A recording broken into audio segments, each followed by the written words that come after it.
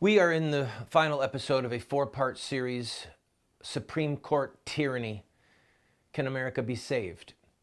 And in this series, we have been looking at the words of the dissenting judges, how that all four of the dissenting judges, Scalia, Roberts, Alito, and Thomas, all four of them indicate at one level or another the horrific consequences and the potential for violence, for civil war, that this Obergefell decision has for our country. I want to encourage you, if you missed any of the episodes, go back. You can go online for free, watch on our website, and you can see the episodes, and you can see the Supreme Court words, right? The dissent's words. Go online and read them for yourself. Judge Scalia called it a judicial putsch. That means the overthrow of a government. And he's a lawyer, okay? He used an exact legal word to describe what happened. Now, I am a fighter, I'm a scrapper, and part of the reason we do this show is to teach you how to fight. To teach you when, where, how, all right?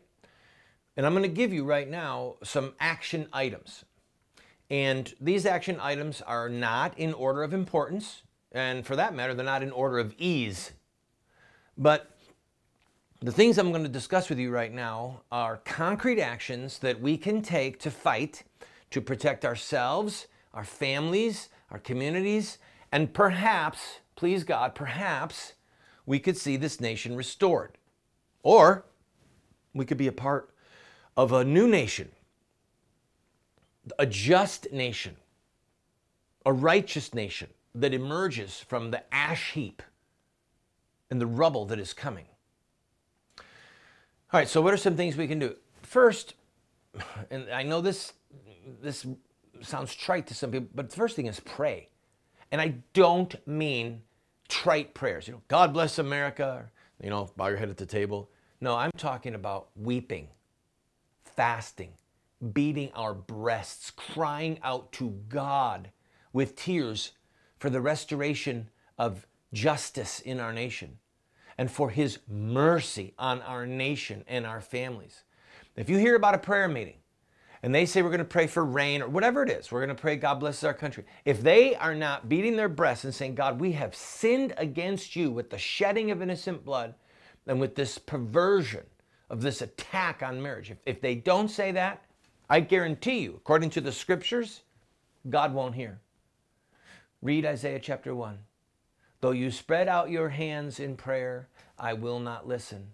Though you multiply prayers, I will not hear you. He said, your hands are covered with blood. Seek justice, rebuke the ruthless. He goes on to say, look, you want to pray to me? I'll tell you what. Fight for the babies. That's exactly what God said in Isaiah chapter 1. And some people want to quote 2 Chronicles 7:14.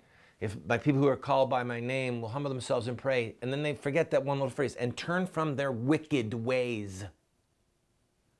Wicked ways can be sins that we do. Wicked ways can be righteous things that we don't do. One of the wicked ways of the church right now is that we have abandoned government. It's a sin that we have abandoned government. It's against what the laws of God teach for his people to do.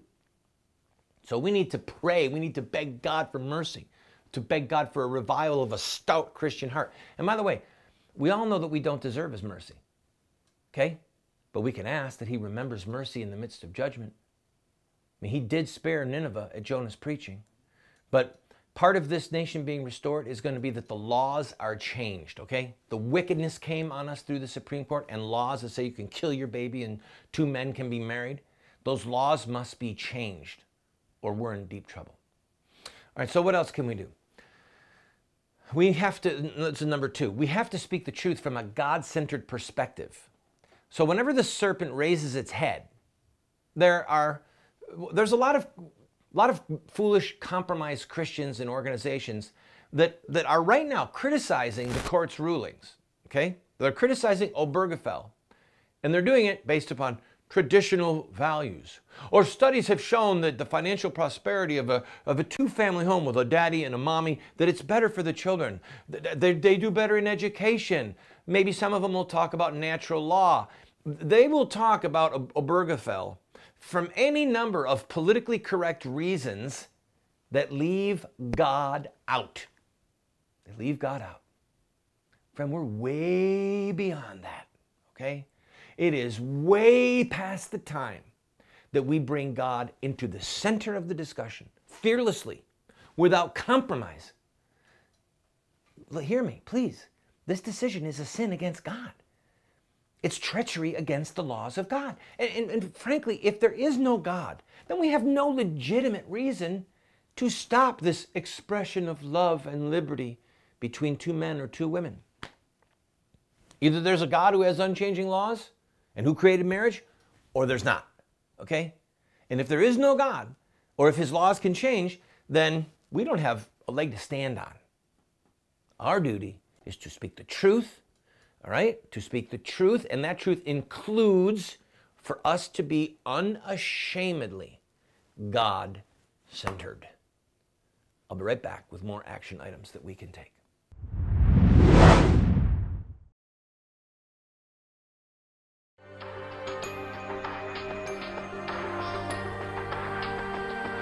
You have two choices. I mean, you can try to raise your children by design, or you will raise them by default.